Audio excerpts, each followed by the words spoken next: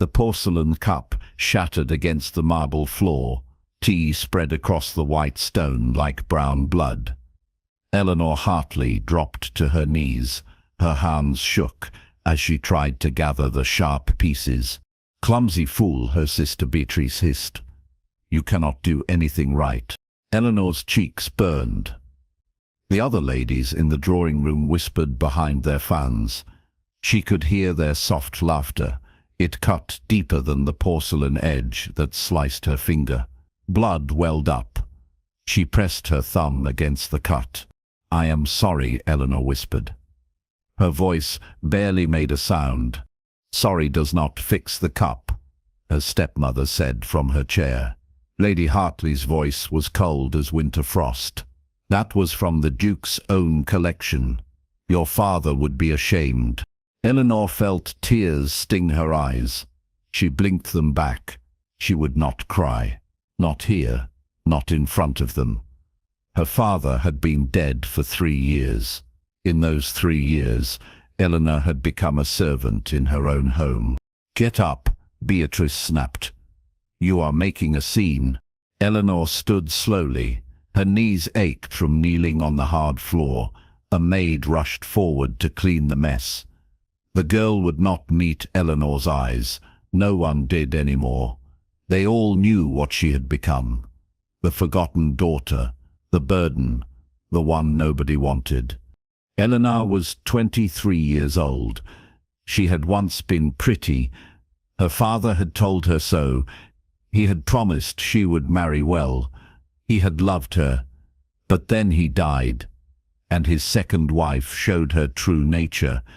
Beatrice, her stepsister, was only 19, but she was beautiful, golden hair and blue eyes. She had suitors lining up at their door. Eleanor had been told to stay upstairs during calling hours. Her plain brown hair and thin frame would not help attract suitable husbands for Beatrice. "Go to your room," Lady Hartley said. She waved her hand like Eleanor was a troublesome fly.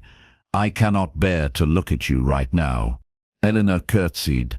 Her legs felt weak. She walked from the drawing room with her head down. Behind her, she heard Beatrice laugh. The sound followed Eleanor up the stairs. It echoed in the empty hallway. Her room was small. It had once been a servant's room. After her father died, Lady Hartley moved her from the grand bedchamber she had known all her life. Eleanor closed the door. Only then did she let the tears fall. They came hot and fast. She pressed her hand to her mouth to hold back the sobs. The house was quiet around her. Outside her tiny window, she could see the gardens. Spring flowers bloomed in bright colors. The world was beautiful, but Eleanor felt like she was dying inside. She had no money of her own. Her father's estate had gone to his widow. English law gave Eleanor nothing. She could not work. Ladies did not work, but she was not treated like a lady. She existed in a strange place between servant and family, unwanted, unloved, invisible. At night, Eleanor dreamed of escape. But where could she go? She had no relatives who would take her in. Her mother's family had all passed away. She was trapped in this house, trapped with people who hated her. She pulled out the one treasure she had left. A small painting of her mother. The woman in the picture had kind eyes. Eleanor touched the frame gently. "What should I do, Mama?" she whispered. The painting had no answers. Eleanor put it back in its hiding place under her mattress. She wiped her eyes. She washed the blood from her finger. The cut was small, but it stung. Like everything else in her life, it was a small pain that added to a mountain of hurts. That evening, Lady Hartley called Eleanor to her study. The room smelled of old books and pipe tobacco. Eleanor stood before the desk. Her stepmother sat like a queen on a throne. Beatrice stood beside her mother. Both women smiled. Eleanor's heart sank. When they smiled, bad things happened. "We have news," Lady Hartley said. Her smile did not reach her eyes. "You are getting married." Eleanor's breath caught. "Married? To whom?" "The Earl of Ashworth," Beatrice said. She giggled behind her hand. "Poor Eleanor, you should see your face." Eleanor knew that name. Everyone did. The Earl of Ashworth was the coldest man in England. His wife had died 5 years ago. Some said she threw herself from a window. Others said she died of a broken heart. No one knew for certain, but everyone knew that the Earl never smiled. He lived alone in his great estate. He saw no one. He went nowhere. "He needs a wife," Lady Hartley continued.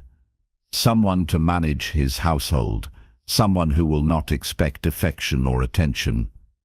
I told him about you. He agreed to the match." "But why?" Eleanor asked. Her voice shook. "Because you are a burden here," Lady Hartley said simply, "and because he offered a settlement that will help with Beatrice's dowry. You should be grateful. No other man would take you." The words struck like physical blows. Eleanor's hands clenched at her sides. She wanted to scream. She wanted to run, but she had nowhere to go. And perhaps this cold Earl could not be worse than her life here. At least she would be the mistress of a house. At least she would have a position. "When?" Eleanor asked quietly. "Next week," Beatrice said. She was practically dancing with joy. "Is that not wonderful? You will be gone, and I will have your room. Well, my old room, really. The nice one." Eleanor said nothing. She curtsied and left the study. Behind her, she heard mother and daughter laughing together. Their joy at her departure was clear. Eleanor climbed the stairs to her tiny room. She sat on her bed. Her whole body felt numb. Married to a man she had never met. A man with a dark reputation. A man who wanted a wife the way one might want a housekeeper. But perhaps that was all Eleanor was meant to be. Perhaps this was her fate. She had stopped believing in fairy tales long ago. She did not expect love. She did not even expect kindness. She would marry the Earl. She would run his house. And she would survive. That was all she could do. Survive. Miles away, in a grand estate called Ashworth Hall, another person sat alone. Julian Sinclair, the Earl of Ashworth, stood at his study window. Rain fell outside. The gardens were grey and wet. Everything at Ashworth Hall was grey these days. The Earl preferred it that way. Colour hurt his eyes. Joy hurt his heart. He was 32 years old. He had been married once. Her name was Catherine. She had been beautiful and delicate, like a butterfly. Julian had loved her desperately, but Catherine had been sad, always sad. He had not known how to help her. The doctors had given her medicine. It made her sleep, but it did not make her happy. One night, Catherine had taken too much medicine. She had simply not woken up. That was 5 years ago. Since then, Julian had lived like a ghost in his own home. He went through the motions of life. He managed his estate. He attended Parliament when required. But he felt nothing. His heart was frozen. He wanted it that way. Feeling led to pain. Pain led to loss. He would not love again. He would not risk it. But society demanded he remarry. His cousin had started making noises about the title, about heirs, about duty. Julian's mother, Dowager Countess, had finally worn him down. He needed a wife. But he did not want a wife who would demand his attention. He did not want someone young and lively. He wanted someone quiet. Someone who would not expect him to be anything but what he was. A cold, empty man, going through the motions of living. Lady Hartley had written to him. She had a stepdaughter, plain past the first bloom of youth. No fortune, no prospects, perfect. The girl would be grateful for the match. She would not ask for love. She would simply run his household and leave him in peace. Julian had agreed without even seeing her. He did not care what she looked like. He did not care about anything anymore. His butler, Roberts, entered the study. The old man had served the Sinclair family for 40 years. He was the only person Julian still spoke to with any regularity. "The arrangements are made," my Lord, Roberts said gently. "The lady will arrive next Thursday. The ceremony will be held in the chapel here." "Good," Julian said. His voice was flat. "Make sure the east wing is prepared for her. She can have those rooms." "Very good, my lord." Roberts hesitated. "If I may say, my lord, perhaps this will bring some light back to the house." Julian turned from the window. His face was expressionless. "I am not looking for light, Roberts. I am looking for peace. Make sure the staff understands. The new countess is to be left alone unless she requests help. I do not want disruptions." Roberts bowed and left. Julian returned to staring at the rain. He felt nothing about this marriage. Nothing about the woman who would become his wife. He would give her his name and his protection. That was all. He had nothing else to give. His heart had died with Catherine. Only his body continued its pointless existence. The week passed quickly. Too quickly for Eleanor. Lady Hartley did not even buy her a proper wedding dress. Instead, she gave Eleanor an old grey gown that had belonged to someone else. It fit poorly, but Eleanor did not complain. She packed her few belongings in a small trunk. On the morning of her departure, Beatrice came to watch.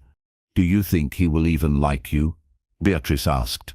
She examined her nails. "Mother says he is very particular, and you are so plain." Eleanor folded a worn chemise carefully. "I do not expect him to like me." "Good," Beatrice said brightly. "Because he will not. But at least you will have a title. Lady Ashworth." "How funny, you a countess." Eleanor closed her trunk. She looked around the tiny room one last time. She had been miserable here. But it was familiar. Now she was going into the unknown. Fear sat heavy in her stomach. But she lifted her chin. She would face this with whatever dignity she could manage. The carriage ride to Ashworth Hall took 6 hours. Eleanor sat alone. Lady Hartley had not even come to see her off. The landscape changed from familiar to foreign. Trees grew thick along the road. Finally, the carriage turned down a long drive. Eleanor pressed her face to the window. Ashworth Hall rose before her like something from a story. It was enormous. Grey stone covered in ivy. Tall windows that reflected the cloudy sky. Turrets and chimneys. Gardens that spread in all directions. It was beautiful and terrifying. Eleanor's mouth went dry. This was to be her home. She was to be mistress of this grand place. The carriage stopped. A footman opened the door. Eleanor climbed out on shaking legs. An elderly butler stood at the entrance. He bowed. "Miss Hartley," he said warmly, "welcome to Ashworth Hall. I am Roberts. His lordship is waiting in the chapel. If you will follow me." Eleanor's heart pounded. She followed Roberts through massive doors. The entrance hall was dim. Portraits lined the walls, ancestors staring down with stern faces. Eleanor felt small. She felt like an imposter. They walked down a long corridor. Roberts opened a door. The chapel was small. Candles burned at the altar. And there, standing with his back to her, was a man. He was tall, very tall, broad shoulders, dark hair. He wore black. He did not turn when she entered. A vicar stood near the altar. He smiled kindly at Eleanor. "Come, my dear," he said. Eleanor walked forward. Her legs felt like they might give out. When she reached the front, the man finally turned. Eleanor's breath caught. The Earl of Ashworth was not what she expected. He was young, handsome in a harsh way, sharp cheekbones, a strong jaw. But his eyes were what struck her. They were grey, cold, empty, like looking into winter fog. There was nothing there, no warmth, no interest, nothing. He looked at her the way one might look at a piece of furniture. His gaze swept over her once, then he turned back to the vicar. He said nothing, no greeting, no introduction, nothing. "Shall we begin?" the vicar asked. The Earl nodded. The ceremony was short. Eleanor spoke when required. Her voice shook. The Earl's voice was steady and emotionless. When the vicar pronounced them man and wife, the Earl did not kiss her. He simply turned and walked from the chapel. Eleanor stood frozen. Roberts appeared at her side. "This way, my lady," he said gently. "I will show you to your rooms." Eleanor followed him in a daze. She was married. She was a countess, and her husband had not even looked at her properly, had not spoken to her. He had walked away like she did not exist. Eleanor blinked back tears. She would not cry. She had survived her stepmother's cruelty. She would survive this too. Roberts led her through the house. Upstairs, down hallways. Finally he opened a door.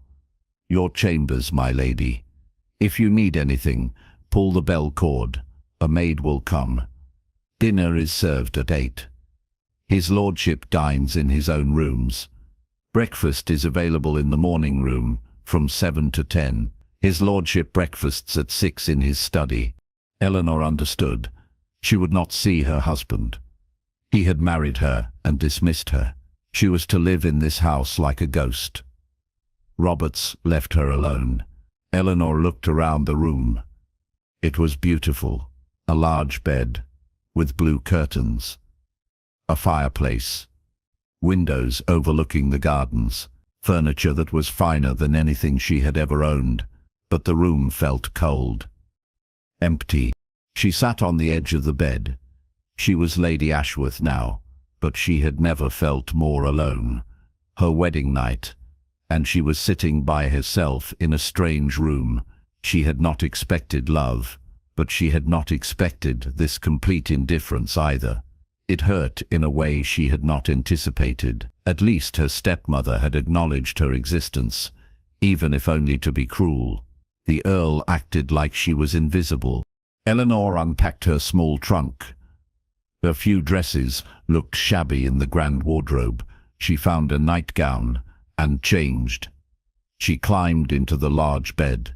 The sheets were soft, the mattress comfortable, but Eleanor could not sleep.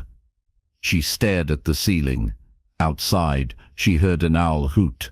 The house settled around her with creaks and whispers. She had never felt so small, so insignificant, so utterly alone. Morning came with grey light. A maid entered quietly. She curtsied when she saw Eleanor awake. "Good morning, my lady. I am Mary. I am to be your lady's maid. Shall I help you dress?" Eleanor nodded. Mary was young and kind-faced. She helped Eleanor into a simple morning dress. She brushed Eleanor's hair gently. "Will you be wanting breakfast, my lady?" "Yes, please," Eleanor said softly. Mary led her down to the morning room. It was a bright space with windows facing east. The sun was trying to break through clouds. A sideboard held dishes of food.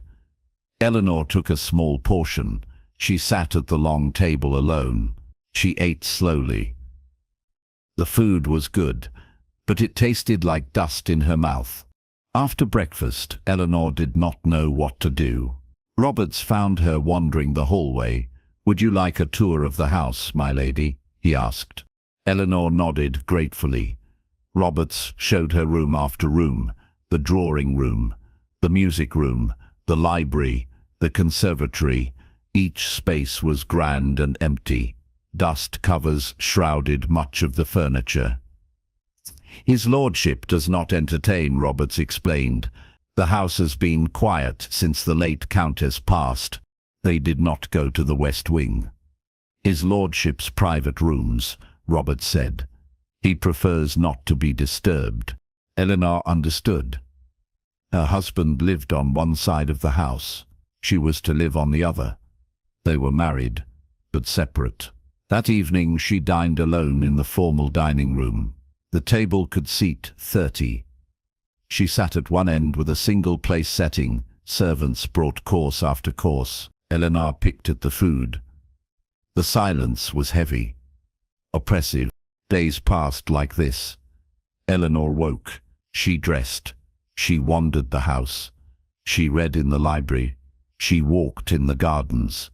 She ate alone. She slept alone. She never saw her husband. Sometimes she heard him.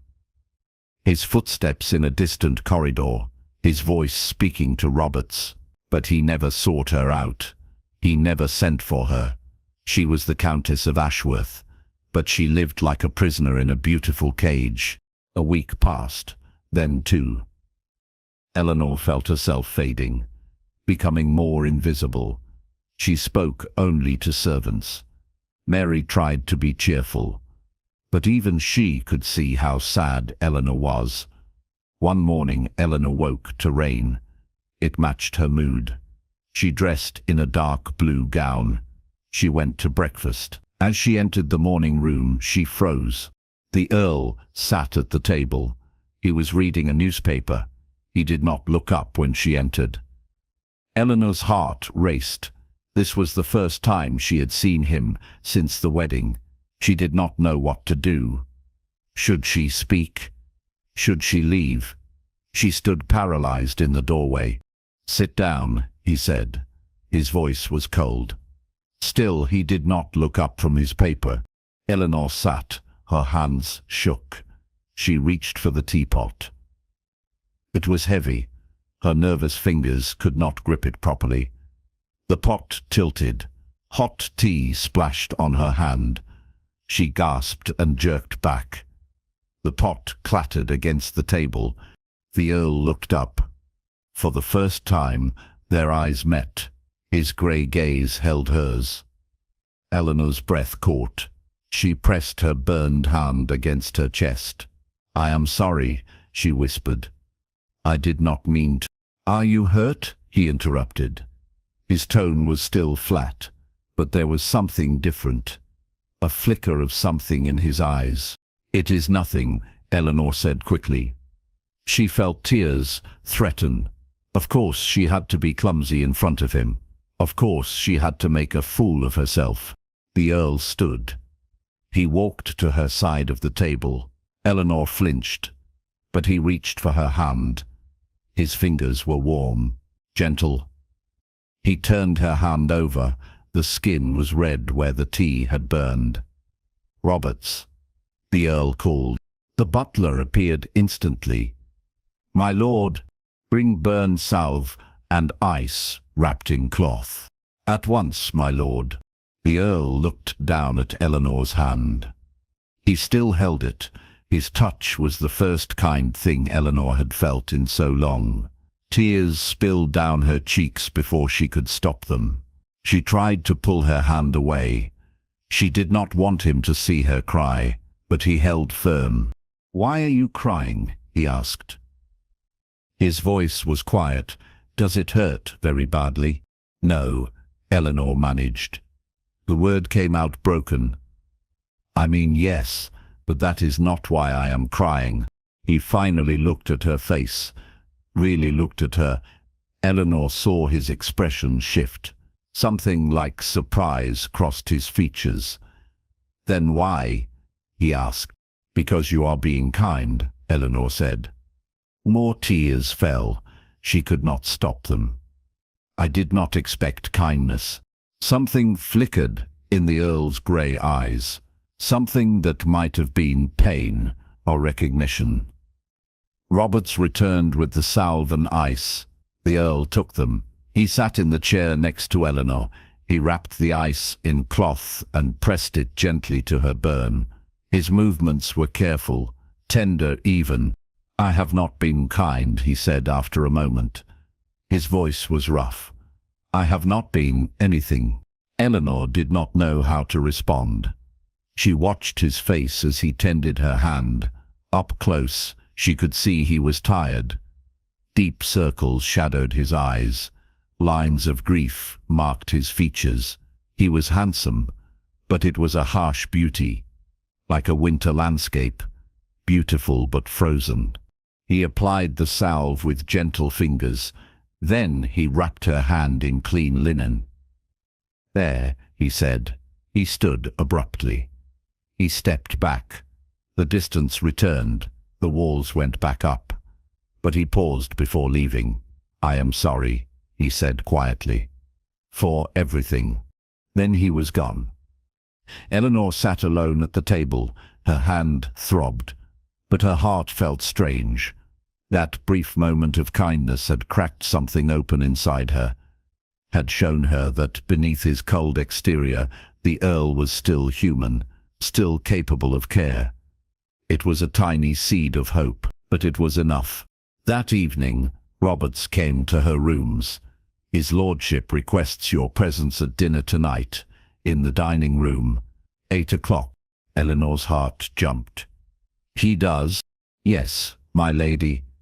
He said he has been a poor host. He wishes to remedy that." Eleanor dressed with shaking hands. Mary helped her into her best gown. It was still shabby, still old, but it was the best she had. Mary arranged her hair. Eleanor looked at herself in the mirror. She would never be beautiful like Beatrice. But perhaps she did not need to be. Perhaps she could be enough as she was. She went down to dinner at precisely 8 o'clock. The Earl stood when she entered. He pulled out her chair. Eleanor sat carefully. He took his seat across from her. The table was not as long tonight. The places had been set closer together. They could see each other's faces clearly. Servants brought the first course. Soup. Eleanor picked up her spoon carefully. Her bandaged hand made it awkward. The Earl watched her struggle. "Perhaps I should have postponed this dinner," he said, "until your hand healed." "No," Eleanor said quickly. "I am glad to be here." He tilted his head slightly. "Or you? I have ignored you for 2 weeks. I have been cruel in my neglect." Eleanor did not know what to say. It was true. But hearing him acknowledge it was unexpected. "Why did you marry me?" she asked suddenly. The question burst out before she could stop it. The Earl was quiet for a long moment. He set down his spoon. "I needed a wife," he said finally.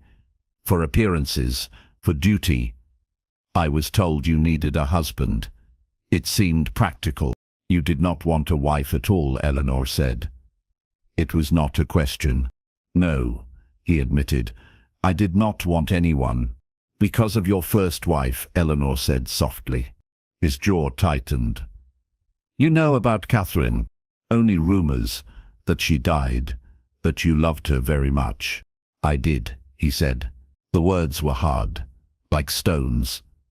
"I loved her, and I could not save her. She was sad, all the time. I tried everything. Nothing helped. And one day she took too much laudanum. The doctors said it was an accident, but I knew. I knew she wanted to sleep forever." Eleanor's heart ached. She could hear the pain in his voice. "I am sorry," she said. He looked up at her. His grey eyes were raw. "Everyone is sorry, but sorry does not change anything. Sorry does not bring people back." They sat in silence. Servants brought the next course. The Earl did not eat. He stared at his plate. Eleanor felt his pain like a physical thing in the room. She understood loss. She understood being unwanted. Perhaps they were not so different. "I did not want to marry either," Eleanor said quietly. "But I had no choice. My stepmother wanted me gone. No one else would have me. I am too old, too plain, too poor. The Earl looked at her sharply. Who told you that? Everyone, Eleanor said. She tried to smile, but it wobbled. They are not wrong. I have nothing to offer. That is not true, he said. His voice was firm. You have been here 2 weeks. Roberts tells me you are kind to the servants, that you thank them for every small service, that you do not demand or complain.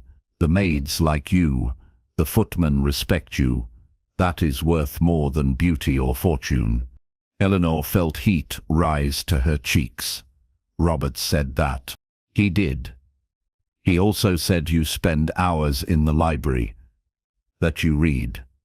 What do you read? Eleanor was surprised by the question. Everything, she admitted. History, poetry, philosophy. Novels, when I can find them. Reading was my escape when things were difficult. Something shifted in the Earl's expression. I also read, he said. It is better than thinking. Yes, Eleanor agreed. Exactly. For the first time, the Earl's lips curved. It was not quite a smile, but it was close. They finished the meal with easier conversation. The Earl asked about her favorite books. Eleanor asked about the estate.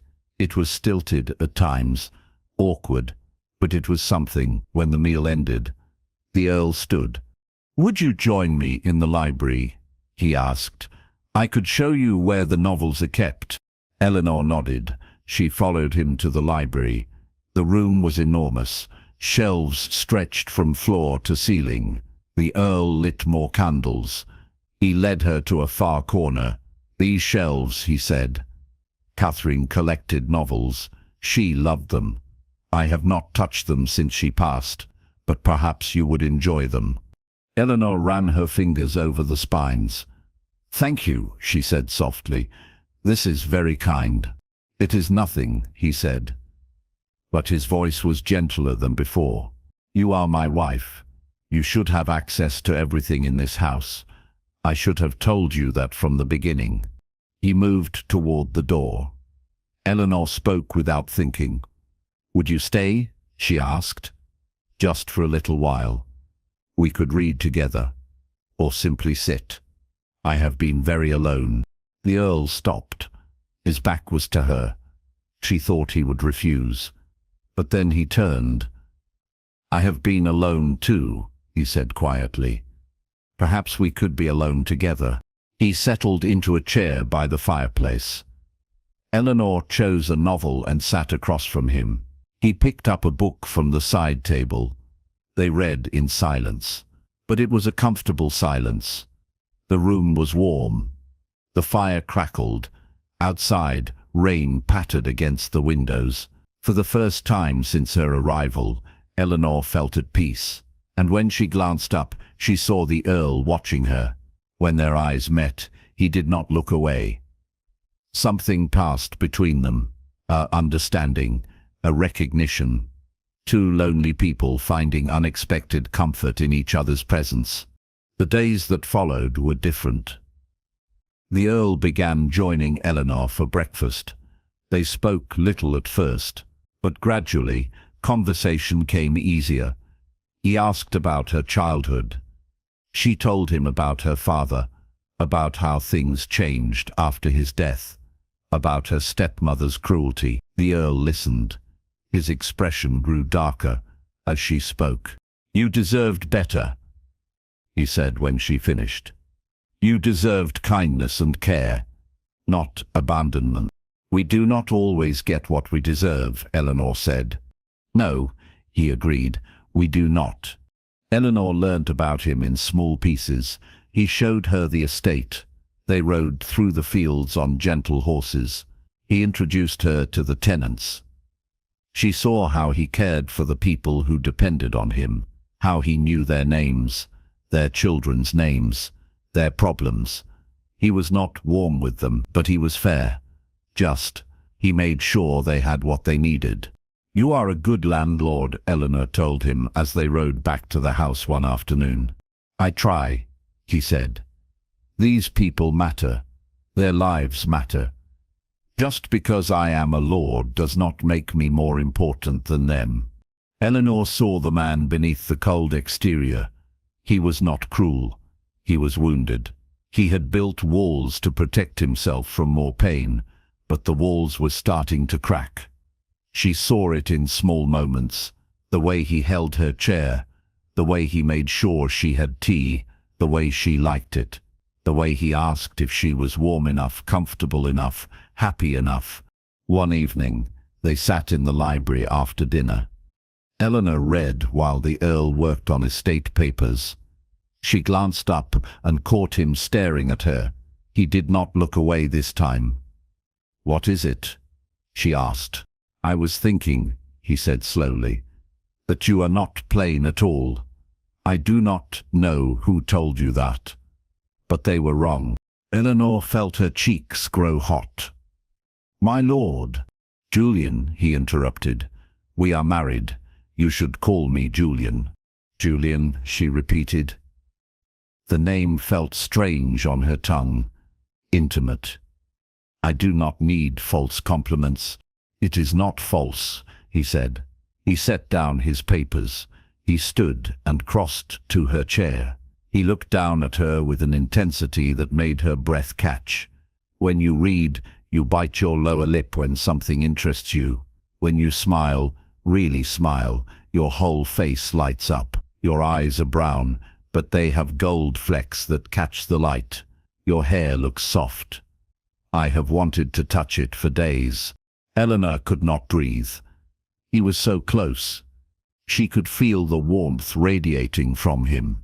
"Why are you saying these things?" she whispered. "Because I am tired of being alone," Julian said. His voice was rough, raw. "Because you have made this house feel less empty. Because when I wake in the morning, I find myself looking forward to breakfast, to seeing you, to hearing your voice. I did not want to feel anything, but you have made me feel." Eleanor stood. They were inches apart. She could see the conflict in his grey eyes, the fear warring with something else. Something warm. "I do not know how to do this," she admitted. "I have never been loved. I do not know how to accept it." "I have loved before," Julian said, "and it destroyed me. I am afraid to love again, but I think I might be more afraid of losing this, of losing you." "You will not lose me," Eleanor said. She reached up and touched his face. His skin was warm. She felt him tremble beneath her fingertips. "I am not going anywhere." He caught her hand. He pressed her palm against his cheek. "You are shaking," he said softly. "I am nervous," she admitted. "You make me nervous." "Do I frighten you?" "No. You make me hope. And hope is terrifying." Julian pulled her closer. He wrapped his arms around her. Eleanor pressed her face against his chest. She could hear his heart pounding. He held her like she was precious, like she mattered. "I will try," he said into her hair. "I will try to be a good husband. A real husband, not the cold stranger I have been." Eleanor looked up at him. He was staring down at her. His eyes had changed. The winter fog had lifted. There was warmth there now. "Your lips are trembling," he noticed. His voice dropped low. His thumb brushed her lower lip gently. Eleanor was trembling. Her whole body shook with emotion, with fear and hope and desperate longing. "I cannot help it," she whispered. Julian leaned down slowly, giving her time to pull away. But Eleanor did not move. His lips touched hers softly, gently, then he pressed firmer. He kissed her like she was air, and he had been drowning. Eleanor melted into him. Her hands clutched his coat. The kiss steadied her shaking. It anchored her. When he pulled back, his eyes were dark. "Better?" he asked softly. Eleanor nodded. She could not speak. He smiled, really smiled. It transformed his face, made him look younger, happier. He kissed her forehead, then her cheeks, then her lips again. "I want to do this properly," he said. "I want to court you, even though we are already married. I want to show you that you matter, that you are wanted." Eleanor felt tears slide down her cheeks. But these were different tears, happy tears. "Yes," she whispered, "I would like that very much." The following weeks were the happiest of Eleanor's life. Julian courted her like a lovesick boy. He brought her flowers from the garden every morning. He wrote her poetry, though he admitted he was terrible at it. He made her laugh with dry observations about the world. He held her hand when they walked. He kissed her goodnight at her door, but he did not push for more. He let their relationship grow naturally, let trust build between them. Eleanor bloomed under his attention. She smiled more, laughed more. The servants noticed. Roberts told her one morning that the house felt alive again, that Julian was like a different man. "You have been very good for him, my lady," the old butler said with tears in his eyes. "I have not seen him this happy since before the late Countess took ill." Eleanor started making changes to the house. She asked Julian first. He told her to do whatever she liked. She opened curtains, she removed dust covers, she filled rooms with fresh flowers. She began planning a dinner party. Just a small one. Some neighbors. Julian agreed, though he admitted he was nervous about socializing again. "I will be with you," Eleanor assured him. "We will do it together." The dinner party was a success. Their guests were kind. They welcomed Eleanor warmly. They told Julian it was good to see him back in society. After everyone left, Julian pulled Eleanor into his arms. "Thank you," he said, "for bringing me back to life." "You did the same for me," Eleanor said. "We saved each other." They danced in the empty drawing room. No music, just the sound of their footsteps and breathing. Julian held her close. "I love you," he said suddenly. The words sounded rusty, like he had not said them in years. "I did not think I could love again, but I do. I love you, Eleanor." Eleanor's heart soared. "I love you too," she said. "So very much." He kissed her deeply, with passion and promise. "Come to my rooms tonight," he whispered against her lips. "Be my wife in truth." Eleanor nodded. That night she went to the West Wing. Julian met her at his door. He led her inside gently. He made love to her with tenderness and care. He whispered beautiful things. He made her feel cherished. Afterwards they lay tangled together. Eleanor traced patterns on his chest. Julian played with her hair. "Stay here," he said. "Do not go back to the East Wing. Stay with me." "Yes," Eleanor said. "Always." Life was perfect for 3 beautiful months. Then a letter arrived. Eleanor saw the seal. Her blood turned cold. It was from Lady Hartley. Julian noticed her reaction. "What is it?" he asked. Eleanor opened the letter with shaking hands. She read it quickly. Then she looked up at Julian with wide eyes. "My stepmother and Beatrice are coming to visit. Tomorrow." Julian frowned. "They are not welcome here, not after how they treated you." "I must see them," Eleanor said. "I need to show them I am happy, that I survived." Julian pulled her close. "I will be with you. They will not hurt you again." But Eleanor was afraid. The next day Lady Hartley and Beatrice arrived in a grand carriage. They swept into Ashworth Hall like they owned it. Eleanor waited in the drawing room with Julian beside her. When her stepmother entered, Eleanor stood. She held her head high. Lady Hartley looked around with greedy eyes. "So this is where you landed. How fortunate. I hope you have been properly grateful to your husband for taking you off our hands." Beatrice laughed. "Yes, Eleanor. Have you been a good little wife?" Julian stood. His voice was ice. "You will address my wife with respect, or you will leave." Lady Hartley's eyes widened. Beatrice actually gasped. "My lord," Lady Hartley began, "I meant no offense. I was merely—" "You were merely being cruel," Julian said. His grey eyes were hard as stone. "As you have been to Eleanor her entire life. I know what you did to her, how you treated her, how you made her feel worthless. You are not welcome in this house." "Now see here," Lady Hartley blustered. "I am her family. I have a right." "You have no rights here," Julian said. His voice was quiet but deadly. "Roberts, show these women out. If they return, they will be turned away at the gate." Beatrice turned to Eleanor.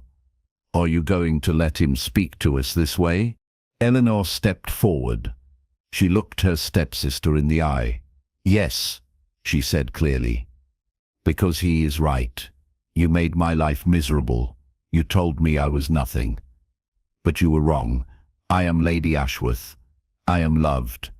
I am wanted, and you have no power over me anymore." Lady Hartley's face turned red. "You ungrateful girl. After everything I did for you." "You did nothing for me," Eleanor said. Her voice was strong. "You treated me like a servant, like I was less than nothing. But I am not nothing.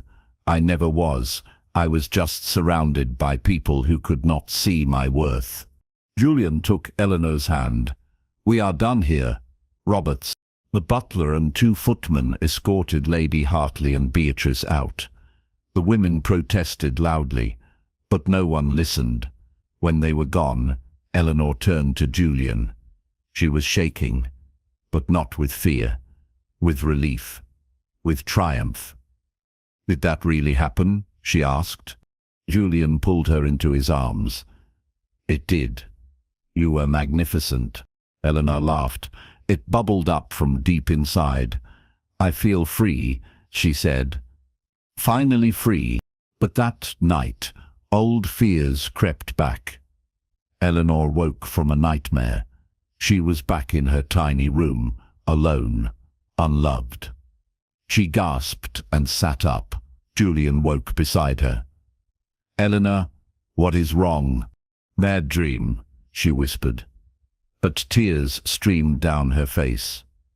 "What if you change your mind? What if you decide I am not enough? What if you realize they were right about me?" Julian sat up. He cupped her face in his hands. "Look at me," he commanded gently. Eleanor met his eyes. "You are everything," he said fiercely. "You are kind and smart and brave. You brought light back into my life. You made me want to live again. I will never tire of you. I will never regret choosing you. You are my wife, my love, my heart." "Promise?" Eleanor asked. Her voice was small. "I promise," Julian said. He kissed her softly. "I will spend every day proving it to you." Eleanor believed him, but the next morning, another blow came. A woman arrived at the house. She was beautiful, blonde and elegant. She asked for the Earl. Roberts showed her to the drawing room. Julian went to meet her. Eleanor started to follow, but he stopped her. "Wait here," he said. His face had gone pale. "Who is she?" Eleanor asked. "Lady Catherine's sister," Julian said. "I have not seen her since the funeral." He went alone. Eleanor paced in the hallway. She could hear voices through the door. She could not make out words, but she heard the woman crying, heard Julian's low responses. An hour passed, then 2. Finally, the drawing room door opened. The woman emerged. Her eyes were red. She looked at Eleanor with something like pity. Then she left. Julian stood in the doorway. He looked shaken. "Come in," he said to Eleanor. Eleanor entered the drawing room. Julian poured himself a drink. His hand shook. "What did she want?" Eleanor asked. "To tell me I am betraying Catherine's memory," Julian said bitterly. She said I am replacing her too easily, that I do not truly loved Catherine if I could move on so quickly. Eleanor's heart sank. What did you say? I defended you, Julian said. I told her I love you, that Catherine would want me to be happy, but her words, they struck deep. I did love Catherine.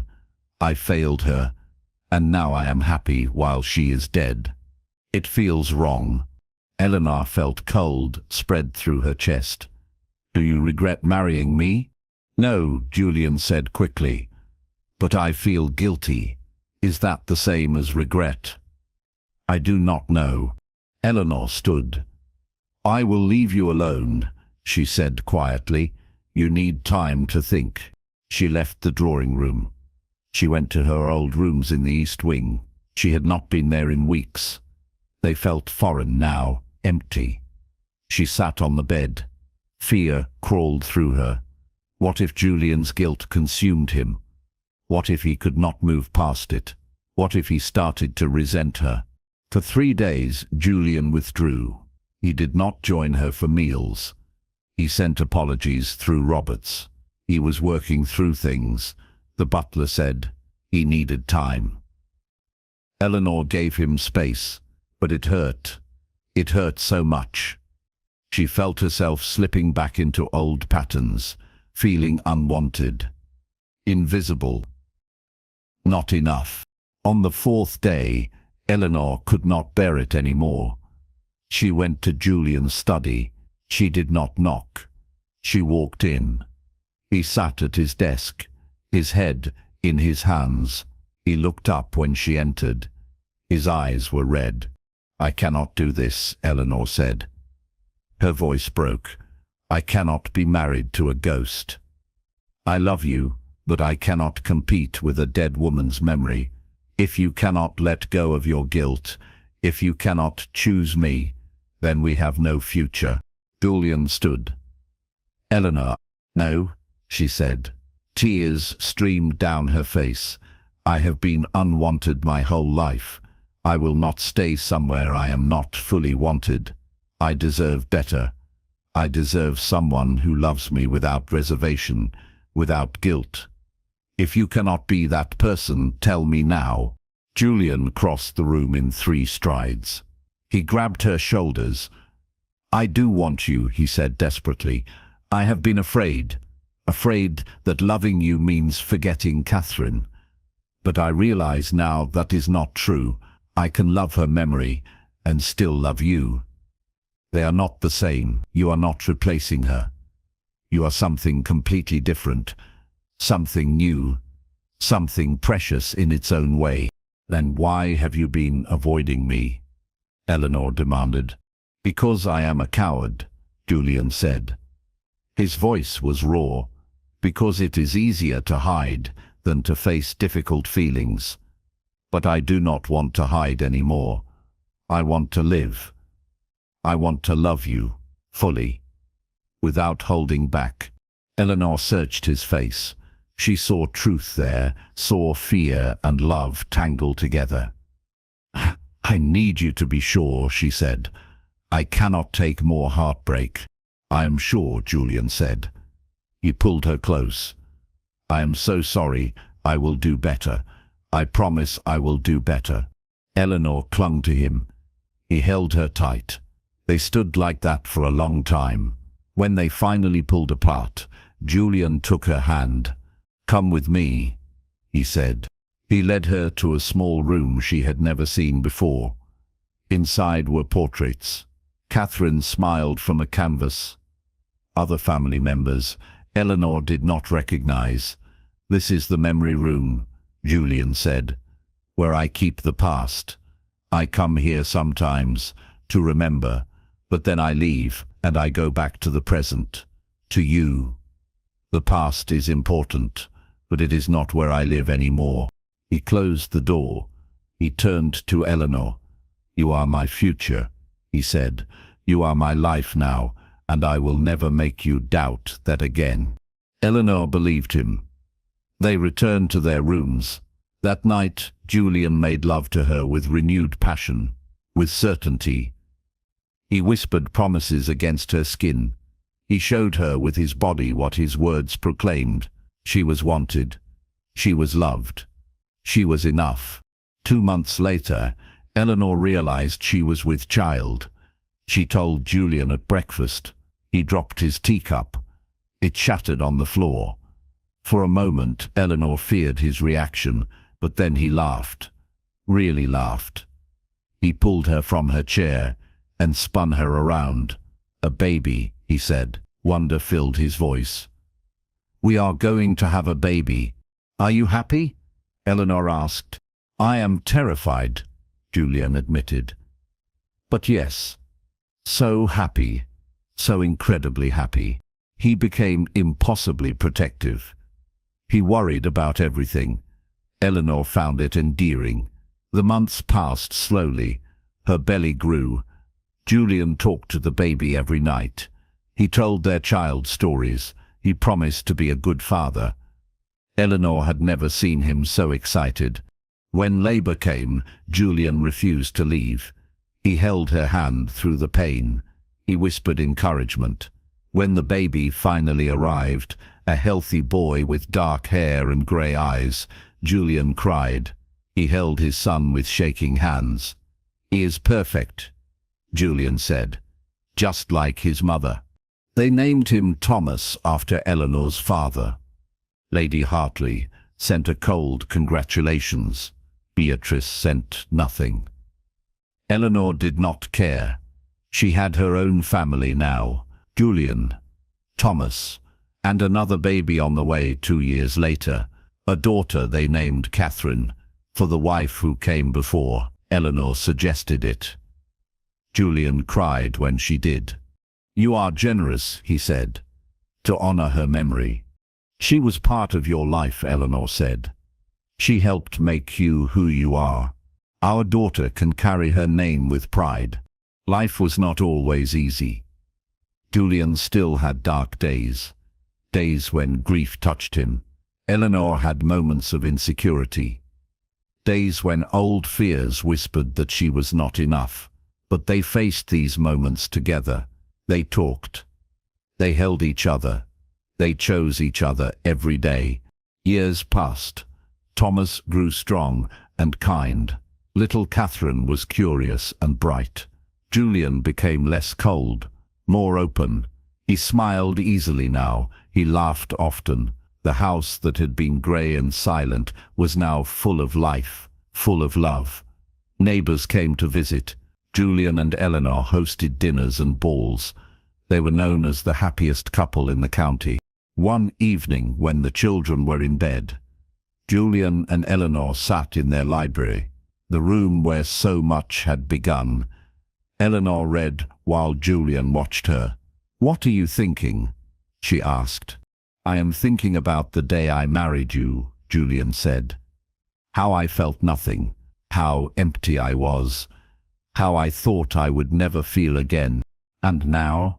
Eleanor asked softly. "Now I feel everything," Julian said. He crossed to her chair. He knelt before her. "You saved me, Eleanor. You brought me back from the dead. You gave me a reason to live, a reason to love. I do not say it enough, but thank you. Thank you for being patient with me, for loving me when I did not deserve it, for making this house a home." Eleanor touched his face. "We saved each other," she said. "I was drowning too. You pulled me up.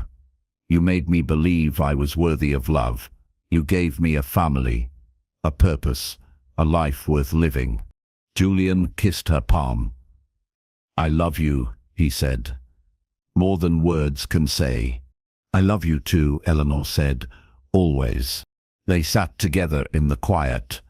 Outside, stars filled the sky. Inside, the fire crackled warmly.